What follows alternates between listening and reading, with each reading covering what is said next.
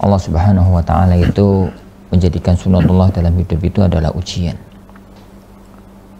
Wa nabluukum bisyarri wal khairi fitnah wa ilaina turja'un. Dan kami akan uji kalian.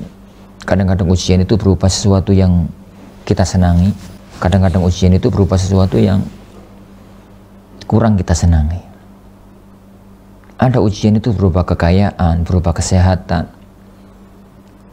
berupa kenikmatan, apakah kita mampu mensyukurinya. Kadang-kadang ujian itu berupa sesuatu yang tidak mengenakan, apakah kita mampu menghadapinya secara syar'i. Dalam semua masalah rumah tangga, ya ukhti, itu kaidahnya kalau mau diperbaiki itu tidak bisa dari dua sisi, tidak bisa dari satu sisi, tapi kalau harus dari dua sisi. Perhatikan tatkala Allah Subhanahu wa ta'ala bicara tentang masalah perceraian, jika mereka berdua yang sedang keluarganya dihempas badai, itu iyurida islaha, jika keduanya suami istri itu pengen masing-masing pengen khair, pengen sulah, pengen islah gitu, maka Allah berjanji yuwaffiqillahu bainahuma, Allah akan memberikan taufik kepada keduanya. Nasihat Anda pertama ya ukhti, tolong jadi masalah keluarga yang kalau bisa diselesaikan berdua bisa, kalau tidak maka libatkan orang yang ketiga. Tatkala melibatkan orang yang ketiga, bahasanya Al-Quran itu ada dua sisi, ada hakam, ada min ahlihi ahliha. Hakam itu wong sing hakim, wong sing ngerti, wong sing punya hikmah. Ahl itu dari kalangan keluarga. Kenapa? Karena dari kalangan keluarga itu mempunyai ra'fah dan kasih sayang, lebih bisa untuk kebaikan, dan orangnya ngerti. Tapi tatkala kondisinya berubah, kalau dari kalangan keluarga malah semakin rancu, maka patokannya adalah hakam. Karena ini masalahnya adalah masalah anti dengan sang suami. Nasihat ana adalah kasus ini dibawa kepada orang yang ucapannya didengar oleh sang suami. Itu insya Allah sangat ini bermanfaat, sehingga bisa dipecahkan dari dua, jadi dari dua sisi. Kita akan mendudukkan sesuai dengan yang anti dengar, yang anti sampaikan tadi. Masalah yang pertama, ucapan suami tatkala mengatakan masih mending mereka apa? Tinggal di Ini tak izinkan tinggal di sini. Semoga itu bukan karena pemahaman agama, tapi karena kejahilan.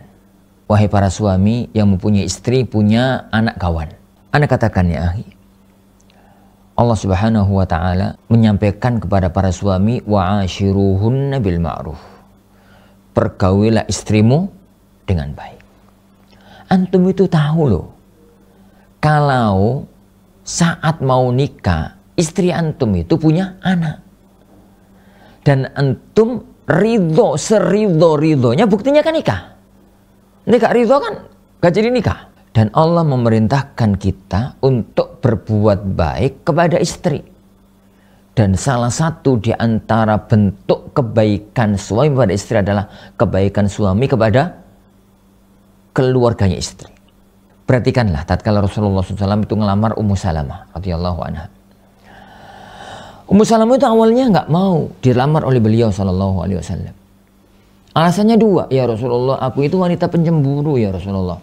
Sedangkan jenengan punya beberapa istri, saya khawatir nanti akan muncul masalah.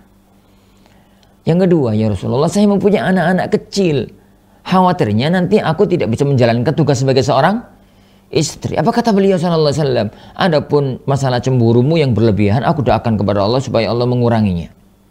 Adapun anakmu, setelah kamu jadi istriku kan juga anakku, gitu kata Rasulullah. Berarti kan ucapannya beliau, apabila engkau jadi istriku maka anakmu juga anakku. Dalam arti bukan nasab lo ya, tapi kebaikan seorang suami kepada istri bermakna kebaikan seorang suami kepada keluarga istrinya. Dan ini harus diperhatikan bagi seorang suami yang memiliki istri janda yang mempunyai anak kawan. Masalah yang kedua, anti itu harus sadar bahwa memang benar secara nasab, anak anti itu bukan anak suami yang sekarang. Maka pinter-pinter untuk memposisikan diri antara anti sebagai ibu dengan anti sebagai suami, sebagai istri. Karena sekarang anti berada di jalur tengah.